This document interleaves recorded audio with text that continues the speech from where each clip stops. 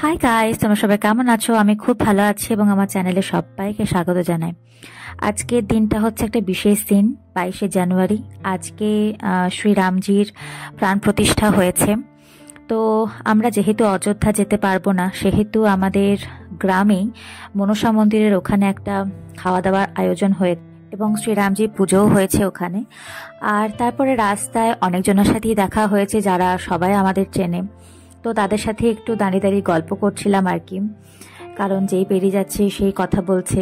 তো তাদের সাথে তারপর কথা শেষ করে আবার মনসা মন্দিরের দিকে হাঁটা দিলাম। আর আজকে খুব ঠান্ডা ছিল, এখন ঠান্ডা পড়েছে খুব। আর তারপরে গল্প করতে করতে পৌঁছে গেলাম মনসা মন্দিরে এখানে। আর প্রচুর লোক হয়েছে, দেখতেই তো আমরা কিছুক্ষণ দাঁড়িয়ে খেতে বসে গেলাম, কারণ প্রায় 2:30-3টে বেজে গেছিল, আমাদের যেতে যেতে অনেক দেরি হয়ে গেছিল। আর এদিকে রাজু বসে আছে আর আমার পাশে মা বসে আছে এবং অনেকজন খেয়ে দিয়ে দেখলাম বাড়িও চলে গেছে। আমাদের তো স্বাভাবিক দেরি হবেই। আর আমি এখানে অপেক্ষা করছি কখন খেতে দেবে।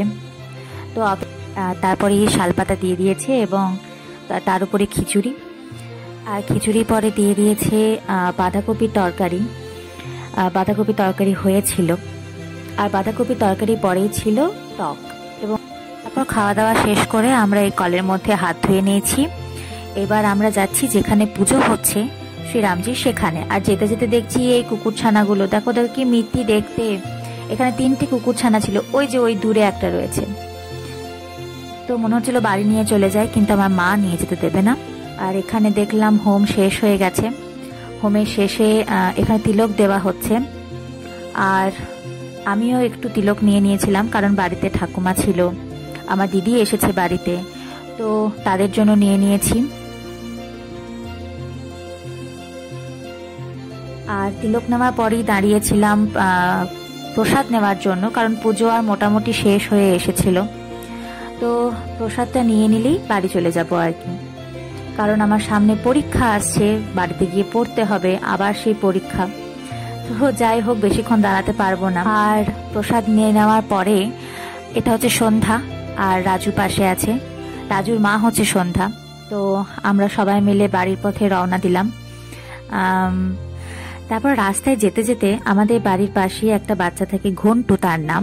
তো সে রাস্তায় বলছে জয় শ্রীরাম, তোমরা শোনো একবার। তারপর ঘন্টুর সাথে জয় শ্রীরাম বলতে বলতে বাড়ি চলে গেলাম। আর তার পরের দিনে আমোদপুরে বেরিয়েছিল রামযাত্রা। তোমরা একবার দেখো কি অবস্থা, মানে কি লোক হয়েছিল। আর আমি অডিও দিতে পারবো না, তার কারণ অডিও দিলে কপিরাইট চলে আসবে। তোমরা এইভাবেই দেখো যে কিভাবে রামযাত্রা বেরিয়েছিল।